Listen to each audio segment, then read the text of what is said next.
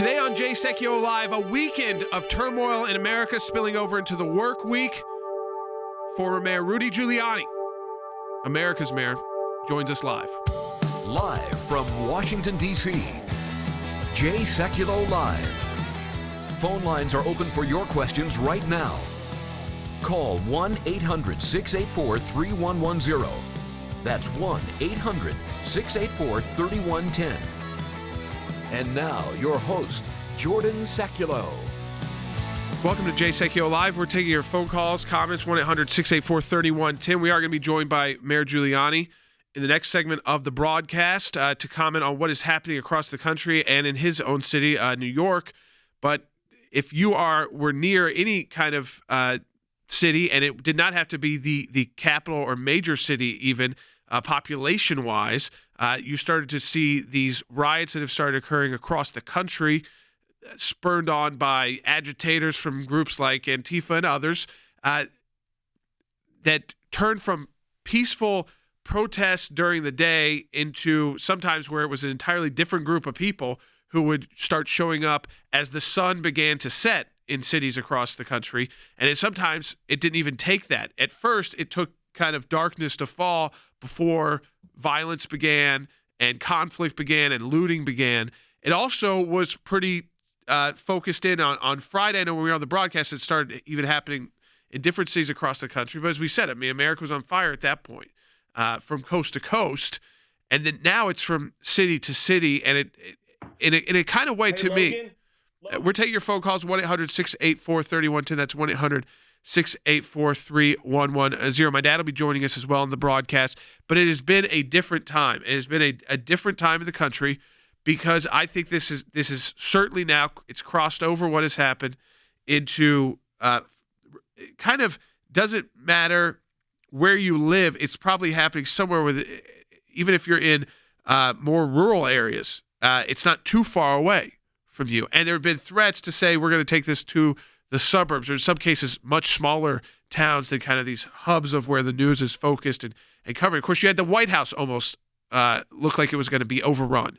And so this is very dangerous situations that are happening across the country at a time when cities, I think, again, these protesters, as I said on Friday's broadcast, and my dad is joining us as well, they had empty streets, empty streets, empty cities, where basically they looked like there was no one in New York. If you saw the images related to COVID-19, you do realize there are a lot of people, because people were still stuck in their apartments, stuck in homes. And while there wasn't anywhere to go, you could see these kind of movements start in an instant, and it started all across the country. So it didn't really matter what kind of city you were in. If you were in a kind of city area, this began at least. And so, Dad, it's a time. A lot of folks who may not remember the civil rights movement, things like that. This has taken a very different tone with the way the media is able to cover it, and also the way protesters are able to communicate. So everything has changed since the 1960s or 70s, and even in the last 10 years. Well, that's right. Now, look, I have defended free speech protests before the Supreme Court of the United States. I have defended, as you know, civil disobedience, where people go on private property. But I've never defended, nor would I, defend the intentional destruction of personal property, which is exactly what's happening there. So this is not within, when you see the people on the streets holding signs and banners and chanting, that's free speech. When you see people taking bricks or Molotov cocktails and destroying buildings, that's called a crime. And I think we have to be really clear as to what we're dealing with here. That is criminal activity.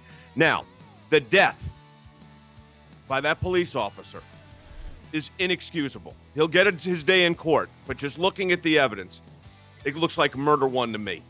But I will tell you this, the protests are fine when they're civil. When they become violent, that's not protected by the First Amendment. We'll talk about that with the former mayor of New York coming right up. All right, folks, we are taking your comments, your thoughts on this. And again, it's not a comment about the police's action. What happened in Minneapolis has been widely condemned from everybody who's looked at it from very different perspectives. Widely condemned as wrong. And there should have been a conversation about that with the peaceful protests. And instead, we're talking about riots and mayhem across America.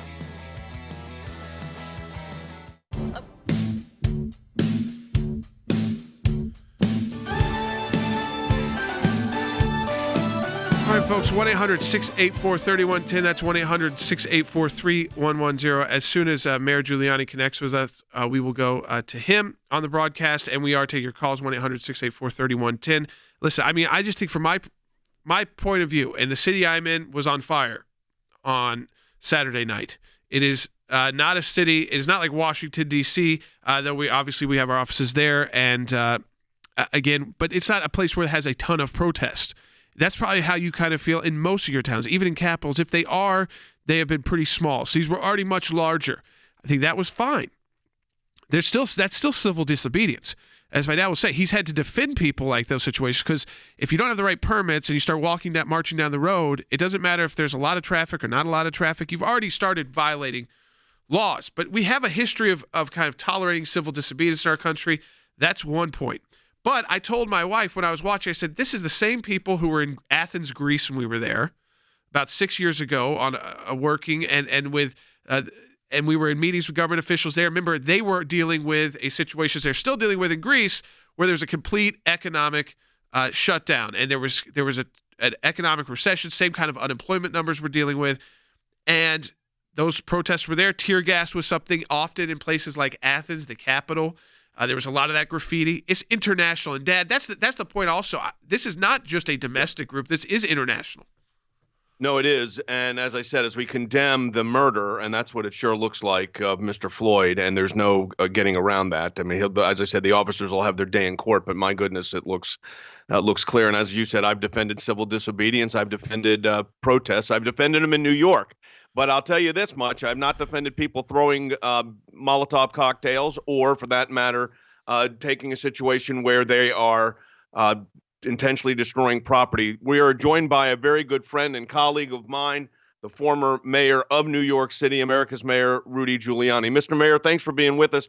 Let me go to you on this, because you and I have both dealt with, over our many years of practicing law, situations that sometimes reach what I would call a tipping point. It goes from a civil disobedience or even from a protest to violence. And that takes on a whole different aspect when that happens. And that apparently has happened. What's your thoughts, Mayor? Well, Jay, when I ran for mayor of New York City the second time, one of the reasons I got elected was the city was in such disorder. There had been 2 major riots in 3 years. And one of them in Crown Heights. One of them in Crown Heights and the other in Washington Heights. And I was determined we weren't going to have a riot. One was a pogrom in which they just beat up Jewish people. And there was a great report written for Governor then Cuomo about how to stop riots. And what they attributed the riot to was the then mayor giving the rioters venting time. So the first night, they burned a few buildings. Oh, let's not do any arrests. The second night, they started beating people up, more buildings. Oh, they'll get over it. The third night, they had outsiders coming in, and they were burning down Crown Heights. And finally, on the fourth night, a very brave police officer named Lou Anamone took over, and almost against the mayor's orders, brought in the police, and they ended it. So here's the rule that I follow. Followed it constantly and never had a riot. I would say to people when they were getting ready for it, I'll protect your right to peacefully protest with whatever I have to do. But the minute you throw a rock, the minute you scratch a car, the minute you spit at a police officer, the minute you violate the law, the first one, not the last one, is going to get arrested. And then the second one, and then the third one, and then the fourth one. I got 35,000 cops, and I got a lot of islands that are empty around Manhattan, and I'm willing to fill them up with you. One time I arrested 700 people that were attempting to take the Brooklyn Bridge. And no one ever took the Brooklyn Bridge again. So then it brings up this question, Mayor, and this is what I'm trying to really get a sense of from you. It seems like when there was a show of force without police brutality, we're not talking about that, but a show of significant force, for instance, in front of Washington quieted up pretty quickly. It was still, there's still protests, and those are constitutionally protected. But as far as the actual engagement of protesters in violence, once there was a significant show of force, that looked like it stopped. It always does. I spent some time yesterday, the day before, in the daytime, kind of driving to the areas in New York that had the most problems, the Barclays Center, Union Park. Took pictures of the people.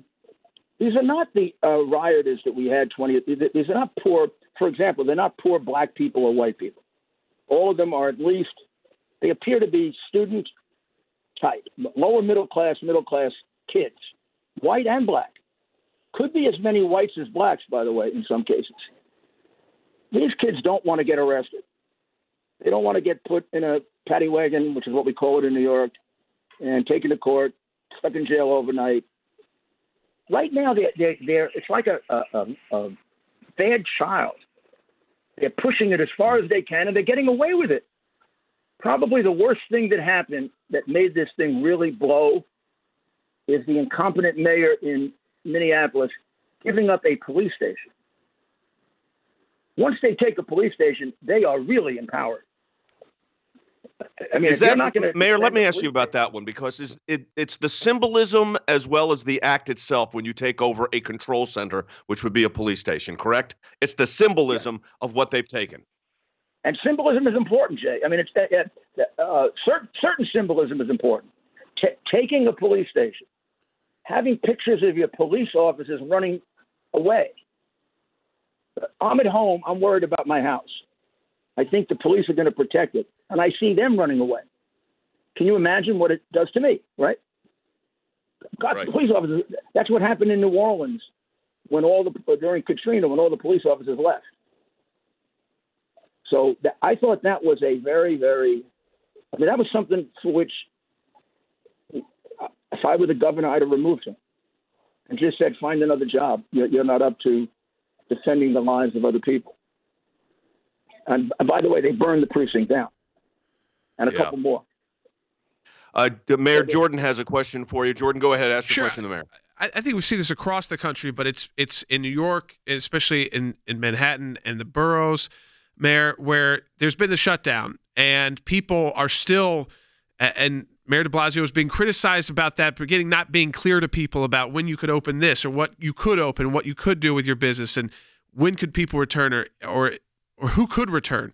And how much of that do you think played into that? I mean, the fact that the streets were empty, the fact that you could march down these streets and there wasn't the normal traffic you'd see in New York or any city across the country for that matter. But especially in New York, there weren't the folks who would usually be there almost in their own way filling up the streets in the city. I think that's a very good point, Jordan. Probably there's no way we can really assess it, Yeah. But we have to know instinctually that it has to have played into this on both sides, on the side of the people who are protesting and in the very strong reaction the American people are having to this. I mean, you get a guy like de Blasio. For the last 4 weeks, he's been terrorizing the people in New York City with arresting them if they don't socially distance. Yep. And he's done it. He's actually arrested some of them. Or they don't have their mask on. And by the way, he walks around without a mask on, and he doesn't socially distance.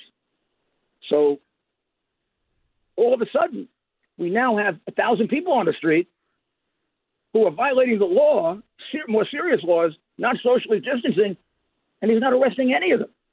Yep. I was going to facetiously recommend that maybe he should arrest him for social distancing. Maybe he'd be more comfortable. At least we get him off the street. Yeah.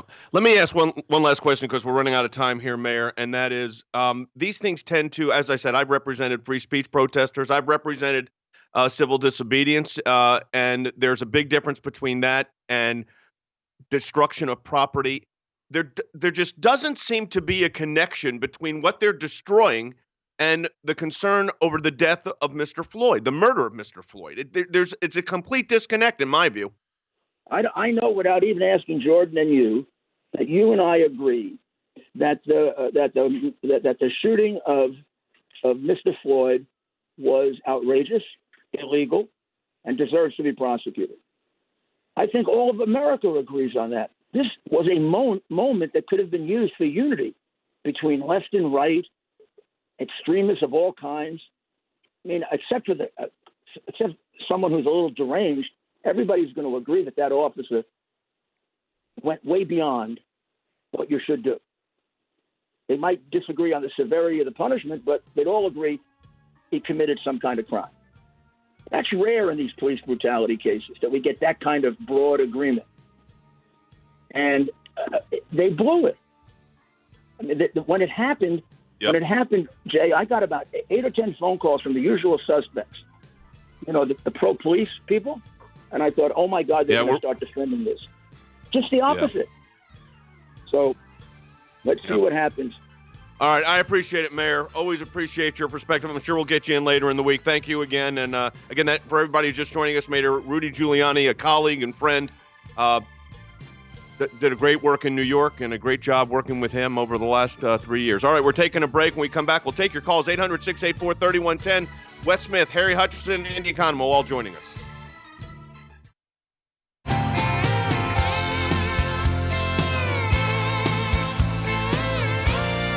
right, welcome back to Jay Sekulow Live. This is Jordan Sekulow. We're taking calls, 1-800-684-3110. That's 1-800-684-3110. Dad, I know the whole team is connected, so I'll pitch it to you. Yep. All right. I want to go around and speak to everybody here. I'm going to start with Harry Hutchinson, our Director of Policy. I want to get his impressions on this. Harry, I know you've been – actually, we talked before we went on the air. You've been studying some of this.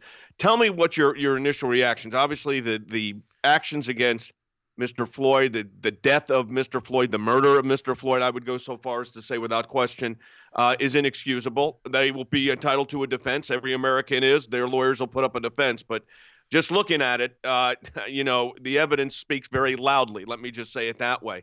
Having said that, the reaction when it is, regular protests, chanting, signs, marching, that's typical free speech in the United States. We encourage that. And then you've got it going, and when it goes from that to acts of violence, is not condoned in the United States. It's called criminality. But I wanted to get your sense. Well, Jay, I think your analysis is very, very sound. It is clear that an injustice was committed by Officer Derek Chauvin in the killing of George Floyd. In addition, it is equally clear that protests are justified, but arson, rioting, and violence is not justified. Former President Obama suggested that it is un-American to resort to violence in its various forms, even if it represents genuine anger. But some of this violence represents mere opportunism. Individuals that are putting innocent lives at risk. They're destroying the neighborhoods of disenfranchised and relatively poor people who are already short of services. Jay, I lived through one of the riots in Detroit a long time ago. What happened? Neighborhoods were devastated. The ability of poor people to shop, to work, those opportunities were destroyed. And so I think we have now reached a point where one of the main jobs of elected officials is to restore order as a predicate to peaceful protest. Yeah, very good. Very well said, Harry. I appreciate that. I hope you should write something up like this for our website at aclj.org. I think that would bring a perspective, having lived through one. Yeah, I think you have a perspective that no one else in our team would have. And I think that in the form of an article would be a really good idea. Let me go to Andy Economo, who is also a former U.S. attorney and former district attorney. He understands this. What happened to the police conduct regarding Mr. Floyd, Andy, based on what we've seen, and everybody's entitled to the day of court, but my gosh, if there was ever an open and shut case by the evidence, that looked like it. So putting that to the forefront, which is you had the murder, or at least alleged, and I think the real murder of a individual, even if it was a fake $20 bill that was passed, doesn't justify this. You work with police every day, and I have a lot of respect for police, and I'm pro law enforcement, but there are abuses, and you've dealt with those as a prosecutor. You have to deal with the abuse in an agency. That's right, Jay. The abuse is not ever justified when there is excessive force utilized in a situation. We have here from this video that we saw an obvious case of excessive force over an offense that did not justify basically suffocating a man to death. But the problem that I have is that there is a disconnect between punishing that officer or those officers involved in the Minneapolis incident and what we see in cities like where I am broadcasting from today, in Atlanta, where there is destruction of black and white businesses, the random desecration of shopping centers and malls, the stealing of computers, of designer gowns and dresses just for the purpose of agitating. There is no connection between that and what happened in Minneapolis, and it is not a protest, but an opportunity for agitators and third parties who are not from our city, which has been a city of peace. We went through the terrible time of the shooting of M.L. King in 1968 when there was peace and quiet in Atlanta because the leaders went out and spoke, and we didn't have any riots when, if anything was justified, it was those many years ago. So there is that disconnect. We have to be aware of police abuse. I've seen it. Yes, I have. As a prosecutor, it is wrong. It is never justified, the use of excessive force, but on the same and by the same token, it is unjustified to have random acts of violence by people in the name of peaceful protest. Yeah, no, I 100%. And look, I've defended, as I said, I'm going to say it again. I've defended free speech activity. I've defended civil disobedience. But look, when you conduct civil disobedience, you understand there's a penalty to pay. If you were to block an abortion clinic, it's trespass.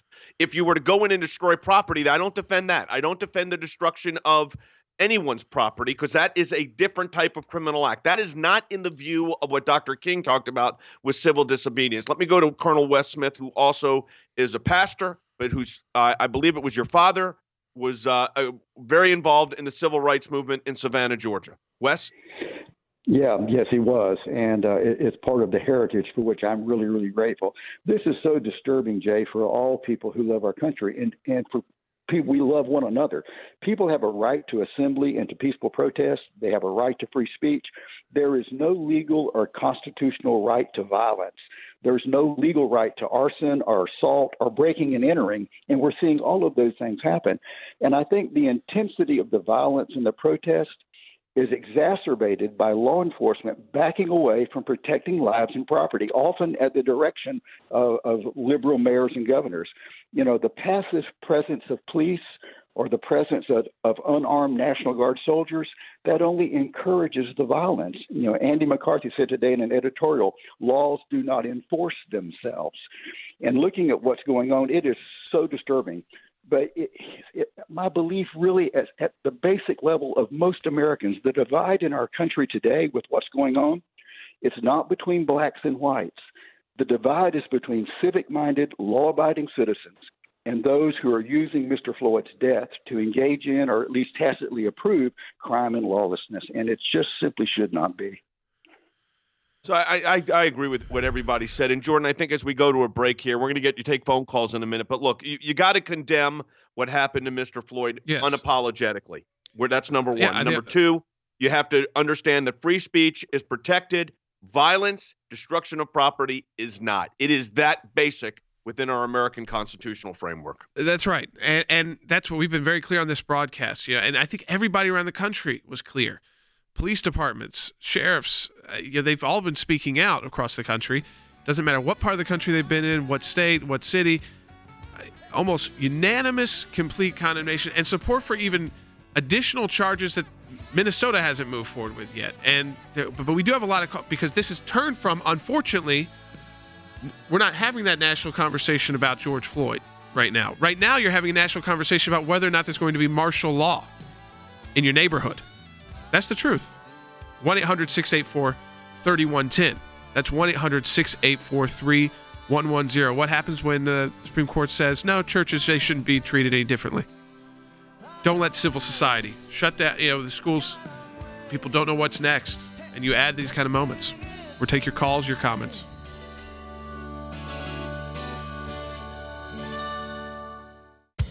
Live from Washington, D.C., Jay Sekulow Live. And now, your host, Jordan Sekulow.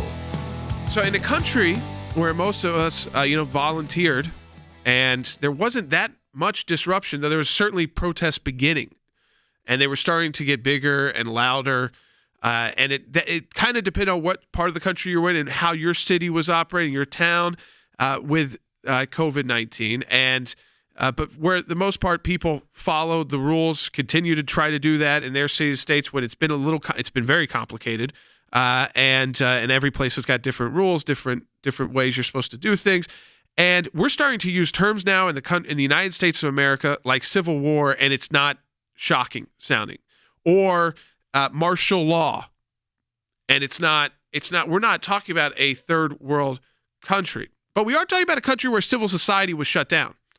And what I mean by that is schools, both public and private, so the institutions we pay for with our taxpayer dollars, at the state level and federal level, were shut down. Yet we were still being taxed. Yep. We were still paying those taxes for them.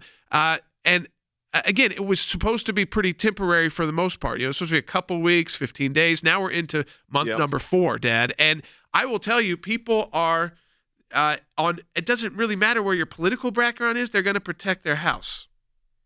No, I think that's right. I was going to ask this to Harry because I think there's a socio-economic and domestic political issue here. Harry, we're in the middle of a pandemic with COVID. We have unbelievably high unemployment because of the economy being shut down. Do you think that became an incubator? I mean, and then you had the horrific incident against Mr. Floyd, the death of Mr. Floyd, the murder of Mr. Floyd. Do you think that became, in a sense, an incubator for all of this? Oh, well, I agree with that analysis, Jay, but it's important to keep in mind that as people are quarantined, as they are locked down, as they are isolated, they are, I think, inherently looking for an opportunity to vent. And so if you look at this particular case, you have a horrific murder. But it's also important to keep in mind that the path to chaos and disorder is often paved with highly mistaken good intentions that are unconnected to the evidence and the facts on the ground. And so you have a situation where, yes, there are social economic issues involved, but Mayor Frey in Minneapolis, arguably motivated by good intentions, surrendered the 3rd precinct to a violent mob, which simply spawned more violence and a sense of entitlement that led to the destruction of businesses, drugstores, and grocery stores. And yes, I agree with your analysis, Jay, that it's very, very possible that this lockdown has had an effect, particularly on middle and lower middle class individuals who have lost their jobs. They are unable to work from home. Their income has shrunk in the face of the coronavirus.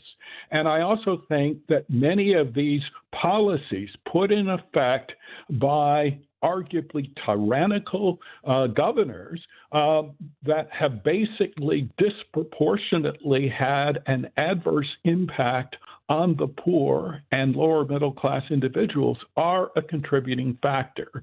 But we also have to remember that there are individuals out there like Antifa who are more than willing to take advantage of this situation. They don't want to allow this crisis, this evidence to go to waste.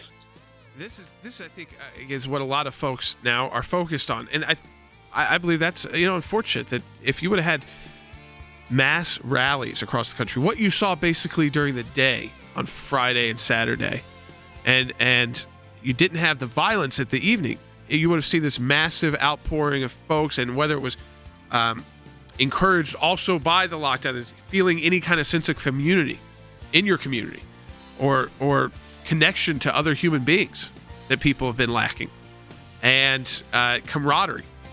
These are all issues that we were already talking about before an incident like George Floyd's happened on camera. 1-800-684-3110. We'll be right back.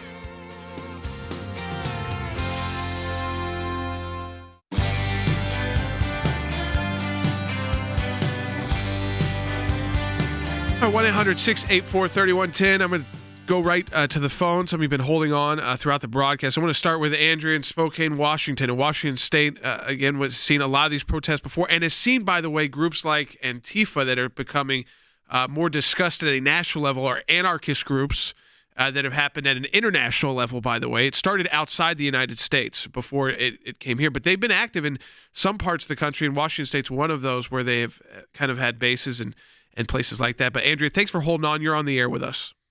Yes, thank you. I just wanted to make a comment. It's becoming more and more clear that this is an organized effort. It didn't just happen. The riots are being perpetrated by those who are against government and the American way.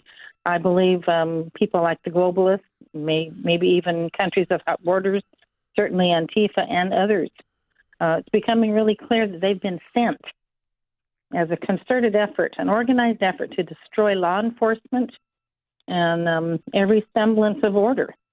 Maybe even being let me tell you paid to something, do this. Andrea. I didn't want to cut in there, and I'll let you finish in a moment. But our son Logan, who's been on the broadcast many times, has his own broadcast, the Logan Sekulow Reprogram Show, said that they were actually, I guess, on Craigslist. They were putting up spots for people to come, and they call them they're like actors. I mean, I think you call like a chaos actor, and they get paid $20 or $30 to do this. So it becomes part of it. It is part of that. And what's been the situation in Spokane where you are? Well, there hasn't been, I don't want to say there hasn't been anything. There has been something downtown. I don't want to say, for another spot for them to come, but I know over in Seattle and somewhat even over in Coeur d'Alene, Idaho, which is not too far from here. But it's been really clear. It's becoming more clear that they've been sent to take advantage of the unrest. And I'm going to say it as it is, the horrible killing of an innocent, precious human being, George Floyd. None of us were happy about that. That was completely, terribly wrong. But they took advantage. They, meaning these people, whoever they are. This just couldn't happen. Yeah. I would say it a little bit differently. I would say that the murder of George Floyd is inexplicable, awful, murder. There's no on everything we've seen. There's absolutely no justification for it.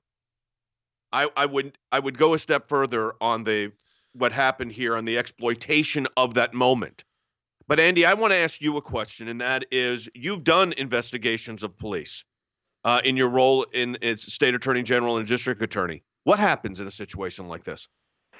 Well, the police department, and I have done investigations. I just finished one in South Georgia earlier this year before the pandemic struck. And what should happen is that there should be, and in many instances, there are both internal investigations conducted by the police departments to see exactly why and what the circumstances for the departure from guidelines for the use of force were, Jay. In addition, there have been special grand juries impaneled under state law to look into the acts, practices, and transactions of police officers and what they have done and how they have, if they have indeed done so, departed from the guidelines for the use of excessive force. To stop someone for a traffic accident or incident to a stop to a traffic violation, I should say, or simply to talk to them about a nonviolent offense, which is what appears to have happened in Minneapolis, and then to kill him in the process of interrogating him, certainly would justify an internal investigation by a police department and maybe even a grand jury, and then the information obtained from that being turned over to the district attorney to make a prosecutorial decision. So any police department should be looking inwardly in itself or have another entity like a grand jury look at them to see exactly who did what and how they departed from the norm. Harry, in the clip we played during the break that we saw in our television audience and those watching on Facebook, Periscope, or other social media platforms, or ACLJ.org, there's a woman who said, and was in a minority community, saying they have burnt down the stores that I shop. That's where I shop. So you addressed that a little bit earlier in the first half hour. I want you to restate that again because you experienced it. But the havoc that this brings to minority communities, these kind of protests, and when they go from protests, civil protests, to acts of violence. It's a huge, huge problem, Jay. In because many of the individuals, like the individual in the video, may indeed lack transportation. They may lack a viable car that they can use. And the consequence is they cannot literally feed themselves.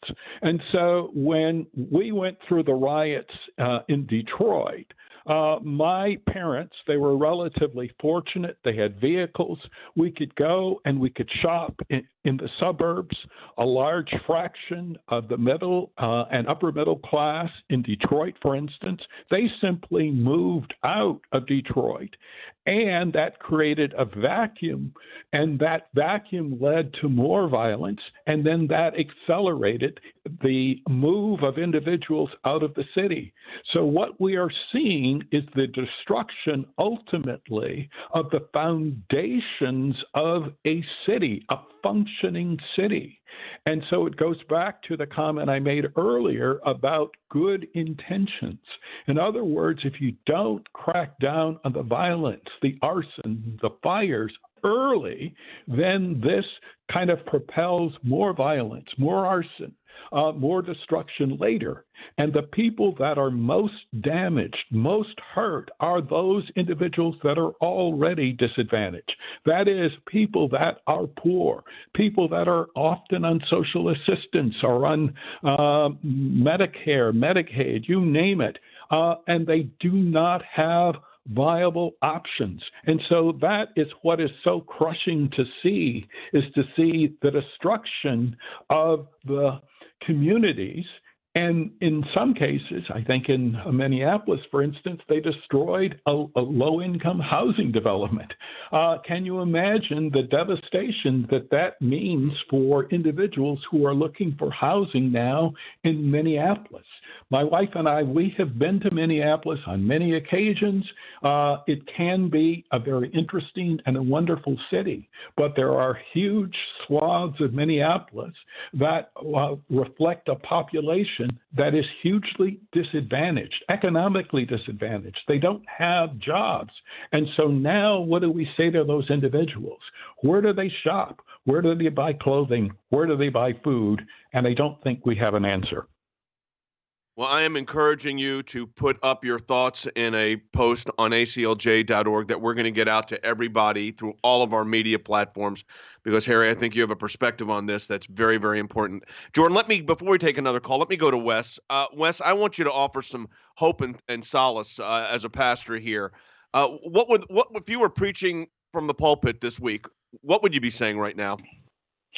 Yeah, that God calls us to a different way, not only of living, but of thinking. And I think most Americans embrace that. Abraham Lincoln talked about our better angels. I think most Americans are attentive to their better angels. But this is a time to pray for our country. I purposely this morning prayed for the family of George Floyd and for all of the people suffering from this. And Harry is so right. For example, Andy and I are both in Atlanta today. Over 50% of all businesses in Metro Atlanta are owned by minorities. And it's some of these same businesses that are now being destroyed, or they're having to close down. And it's just so unfair, so irrational.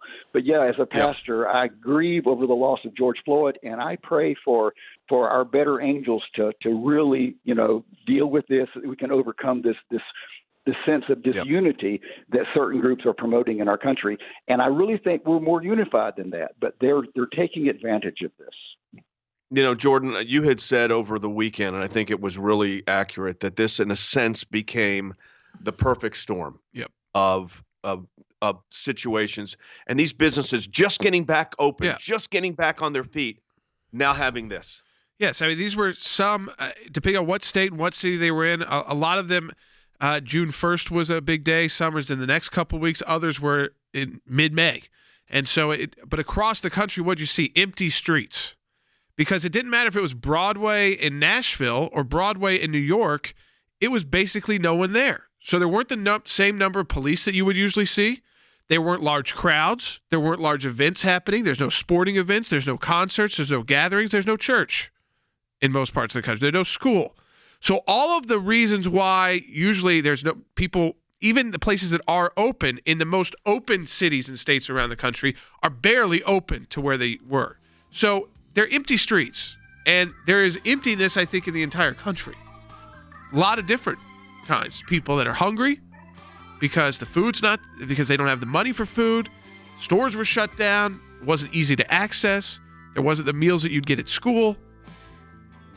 You've got lack of civil society because it can't operate the way it was. A church can't operate the same way it was. They can't help the people the same way they could because they're told not to be there in too many. Don't gather people together to distribute food. I think we're past that now as a country.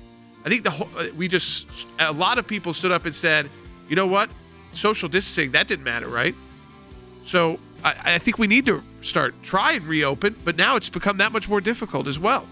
1-800-684-3110. We're going to take your calls, take your comments, and stay updated at aclj.org.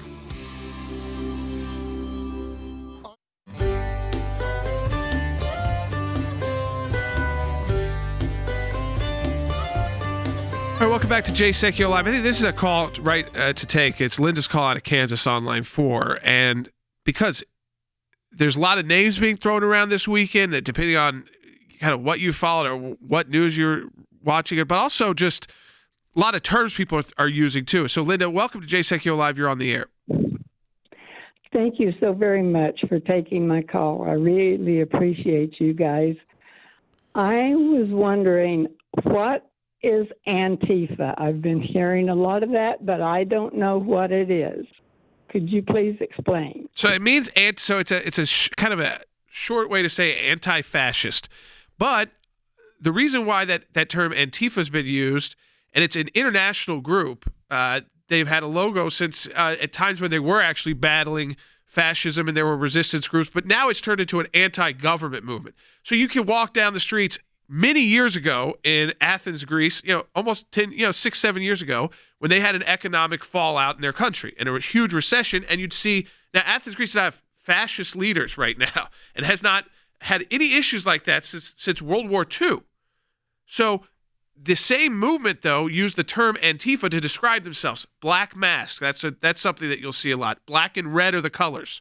I saw the signs, Dad, in cities across the country, and before this fire started, I said, these cities are about to burn down. There's no police on the streets. The mayors had not used the National Guard yet, and it was not the African-American protesters, the black community, primarily. This was I'd say 99.9% white kids or younger people who are part of this international, predominantly white movement that is, again, you could say it's so far left that it's on its own. It's so violent. It's outside any of the norms of politics. So it's not like this is a liberal group. When they say leftist on TV, they're talking leftist like communist war fighters, soldiers, is how they see themselves. You wish you could say it's the nonviolent overthrow of the government, but it's not. It's a violent overthrow of the government. But here's what it is. I'll tell you what Antifa is now. They're listed as a domestic terrorist organization.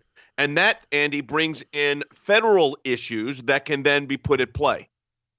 Well, that's exactly right, Jay. I think the Attorney General Barr issued an excellent statement the other day or yesterday, whenever he said that he was going to put in 56 regional FBI task force organizations to prosecute terrorist groups such as Antifa, now properly labeled a terrorist organization, because that's exactly what they are. And I think the Attorney General's statement was strong and solid and yet measured and appropriate to the situation that exists. I applaud Attorney General Barr for taking that stand and for making that statement with respect to the Antifa group and other terrorist organizations, and for now going to implement the resources of the FBI and other governmental institutions that are law enforcement agencies designed to prosecute these vandals, because that's exactly what they are: vandals, terrorists, people who have come into our society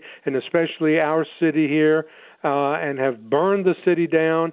I saw a sign that says this is a black business, and I actually saw a video of someone who, despite that sign on the door, hurled a brick and broke the front window of that establishment and then went in to help themselves to merchandise. That does not So help. I want to. This goes back to what Harry, what you had said earlier, and it's worth repeating again, and that is this idea that the impact that this is having on minority communities and minority businesses who have just been struggling with the COVID-19 pandemic, which we're still in the middle of, now having to face this. You're absolutely correct. So it's important to keep in mind that Antifa is essentially a Marxist anarchist organization, and it's largely propelled by progressives, many of whom are middle and upper middle class.